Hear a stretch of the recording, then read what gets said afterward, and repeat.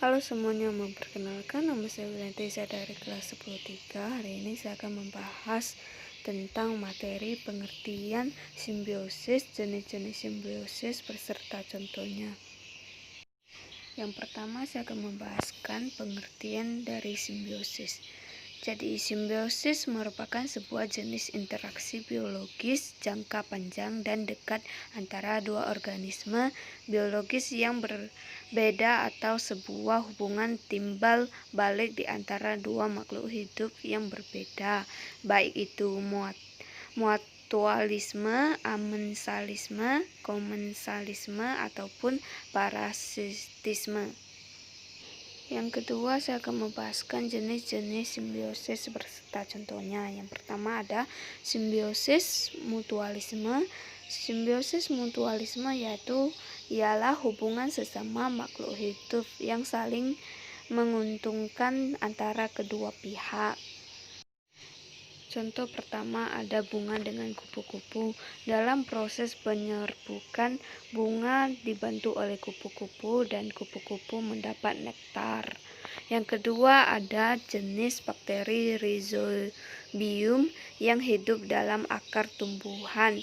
Kacang-kacangan akan memperoleh makanan, sedangkan tumbuhan kacang-kacangan mendapat nitrogen yang diikat oleh Rhizobium sp.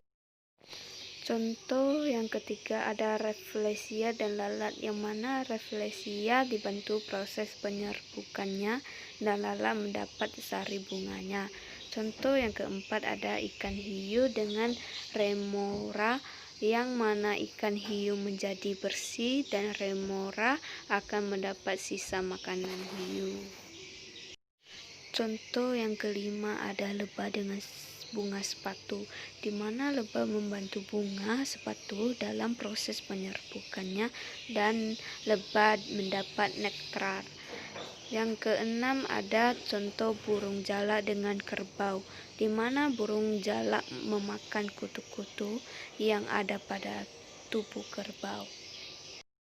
Yang kedua ada jenis simbiosis parasitisme. Simbiosis parasitisme ialah hubungan sesama makhluk hidup di mana pihak yang satu mendapat keuntungan namun merugikan pihak lainnya. Ada contoh sebagai berikut.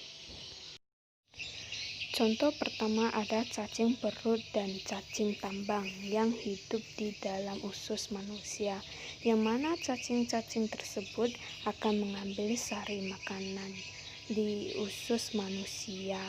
Yang kedua ada contoh bunga Rafflesia dengan inangnya, yang mana bunga Rafflesia menyerap sari-sari makanan dari inangnya, sedangkan inangnya diambil sari makanannya.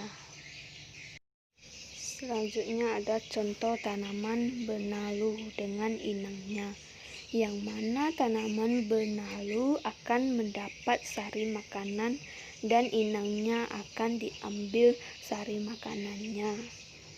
Contoh yang keempat ada tali putri dengan inangnya, yang mana tali putri menyerap sari makanan yang berupa zat organik, sedangkan inangnya akan berkurang sari makanan karena diserap oleh tali putri. Yang ketiga ada jenis simbiosis komensalisme.